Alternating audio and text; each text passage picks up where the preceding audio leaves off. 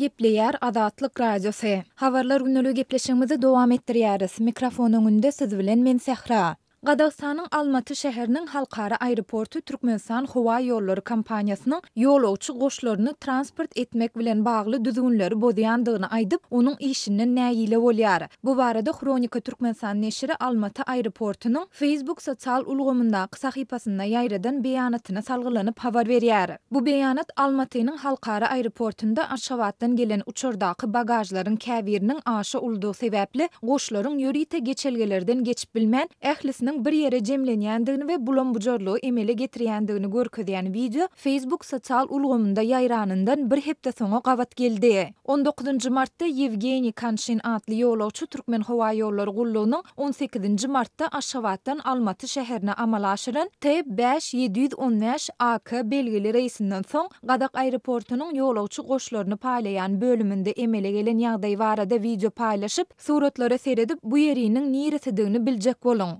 Zat saklanýan bazarmy ýa-da adaty bazarmy diýip soraýar. Ol esasy meseleniň söwdegärleriň ýüklerini şeýle görnüşde kabul edip, transport edýän Türkmen Howa ýollary kompaniýasy bilen baglydygyny belläp, ýöne aeroportuň şeýle goşlary kargo ýükleriniň gelýän bölümine iýerip bilýändigi barada düzgün namalar ýokmy ka diýip soraýar. Gadak aeroportu Kanşynyň bu ýüzlenmesine 26 martda özüniň Facebook sosial ulgamyndaky sahypasy arkaly jogap berip, ýolawçylardan bu ýagdaý bilen bagly döreden oňaýsyzlyklar üçin ötünç sorady. Häzirki wagt Türkmenistan Howa ýollary kompaniýasy Aşgabatdan Almaty her hepdede 3 reýsi amal aşyrýar. Goşlar bilen bagly problema umuman her bir reýsde ýüze çykýar. Şeýle-de Aşgabatdan aeroportunda bagajlaryň ählisi uçary ýüklenmeýär. Uçary ýüklenmedik bagajy adat bolşýaly nowatdaky reýslerde däldi, aradan epetli wagt geçen soň iýerýärler diýilip, Almaty aeroportunyň ýaýradan beýanatynda aýdylýar. Şeýle-de beýanatda Almatynyň halkara aeroportunyň bagajlary gözleýän bölümine Türkmen Howa ýollary gullugy bilen uçan ýolawçylaryň goşlarynyň gelmändigi barada 2019 ýylyň ýanwarynda 93, fevralynda 293 we martynda 118 ardanyň gelip gowşandygy hem bellenilýär. Mundan başga Aşgabatdan aeroportunda Almaty şäherine uçýan uçurda goşlaryň hasaby alınıp, kabul edilmegi bilen bagly düzgün bozmalar ýüze çykýar. Goşlaryň agramy köplenç, bir adama ruhsat berilýän 32 kilogramdan geçýär. Bu eýem goş däldi, ýük bolýar. Almatynyň halkara aeroportu bu düzgün bozmalar bilen bagly çäre görmegi haýyş edip, Türkmenistan Howa ýollary kompaniýasynyň Almatydaky edarasyna ençeme gedek duýduruş hatyny uğratdy. Muňa garamazdan Howa ýollary kompaniýasy häzirlikçe bu düzgün bozmalary aradan aýyrmaýar diýilip, Gadak aeroportunyň beýanatynda bellenilýär. Belläp geçdik, ýokarda görüň edilen ýagdaýlar dogrusynda Türkmenistan Howa ýollary kompaniýasynyň wekilleri häzirlikçe beýanat ýa-da kommentariýa bilen çykyş edýärler. Soňky aýlarda Türkmenistanyň Türkmen Howa ýollary gullugy halkara howa gatnawlary bilen bagly käbir kynçylyklary başdan geçirýär. 4 fevralda Ýewropanyň aviasiýa howpsuzlygy boýunça gullugy Türkmenistan Howa ýollary kompaniýasynyň Ýewropa bileleşiginiň çäklerine uçýan we bu bileleşigiň çäklerinden ýygyna uçýan uçuşlaryny togtadypdy.